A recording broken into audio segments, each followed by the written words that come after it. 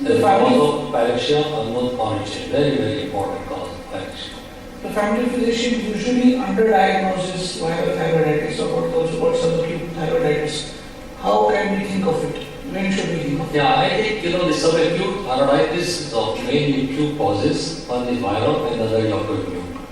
The viral is associated with lot more pyrexia and tremendous amount of pain in the neck region and in the thyroid region, so much so that the patient enters the clinic with the immobile neck, he's not moving the neck. There's so much pain. If you have that, I think you already made a diagnosis before you touch the patient. As he enters, he says, I got fever and I got pain here, you get a diagnosis. In autoimmune thyroiditis, the pyrexia is not as prominent. There can be mild fever, but not to the same extent. So these are the two important forms of thyroiditis, and you should always keep thinking of this diagnosis. One common area where we make a mistake is when a patient comes with what we think is throat pain and actually is neck pain and fever, and we target pharyngitis as the diagnosis, whereas it is, if we do suspect thyroiditis, what investigation should we order for? CBC, ESR, T30, 40SH? Yeah, you could do that because besides optical blood count and routine tests, the thyroid test can be normal most of the time or slightly elevated T3, T4 value. So transient elevation and TSH goes down very transiently. If it is autoimmune type, the antibody titer is extremely high. It's not just positive, but it is astronomical. Something like 4 figures or 5 figures of antibody titer.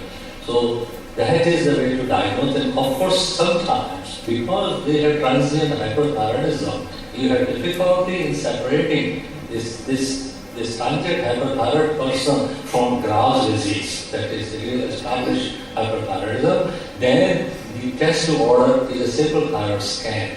Because in Graves' disease, it will show very heavy and concentration of isotope in the gland, while in the thyroiditis of both the variety, viral and autoimmune, there will be very low uptake and very patchy uptake. So it will totally separate out two diseases. We go to the next subject, that is obesity.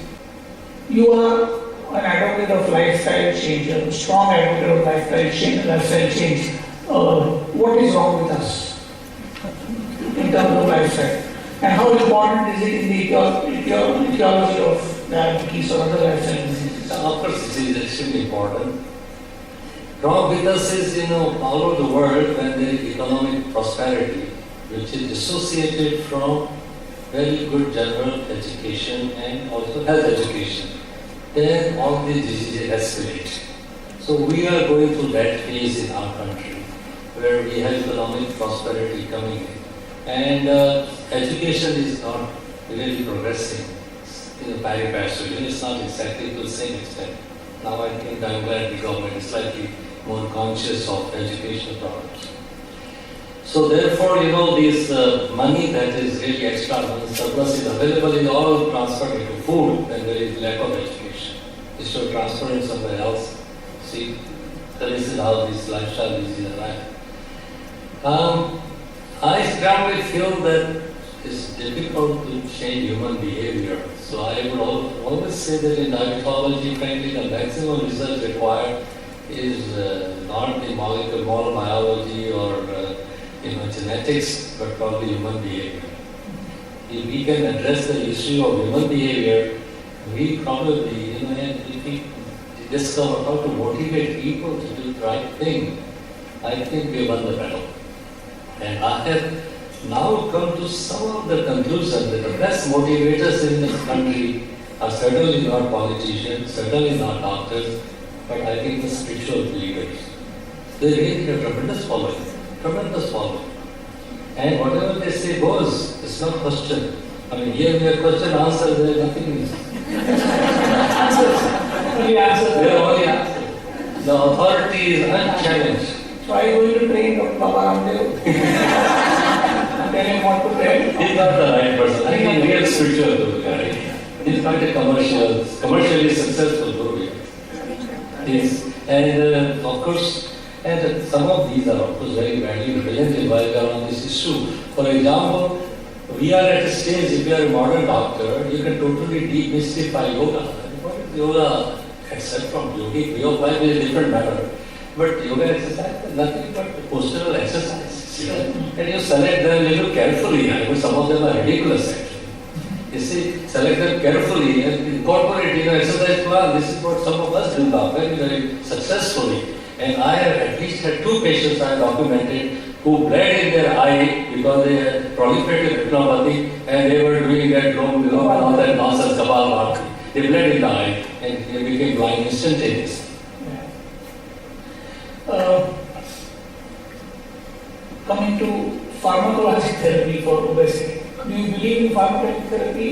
There are 2 or 3 drugs available now because if a patient is following diet, following exercise, not getting down his weight, is then add-on recommended? I think we do require drugs for obesity therapy. Unfortunately, this is one area, I call it the darkest area in medicine, obesity. Very little progress, very little progress. And whenever you are caught in a back foot, you don't have good progress there. The Quest have heyday in this area. I think the Quest, churned billions out of these obese people. We don't even get 1% of that. You see, the reason is that we never sharpen our approach towards these people. We don't have drugs to offer. Whichever drugs gave in obesity, they more or less get banned, either soon or at least within about 10 years. And the last one which has come under shadow of doubt is your sibutramine. And again, also orlistat.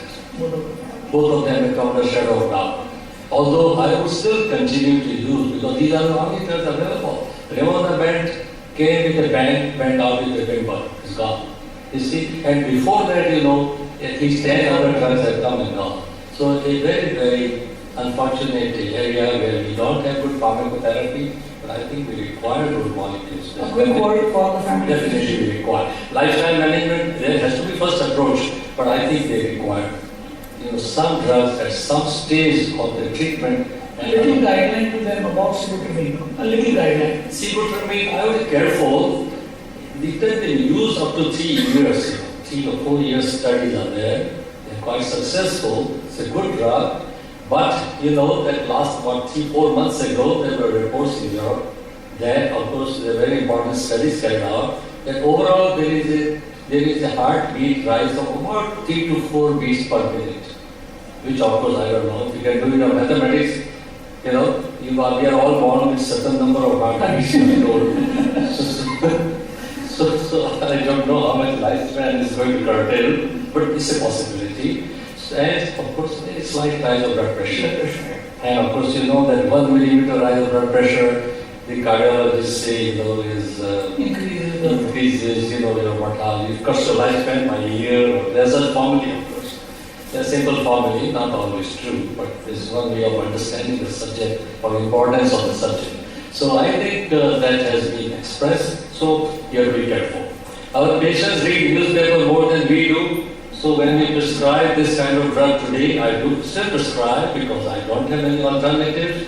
So I tell the patient that you may read something in newspapers, don't worry.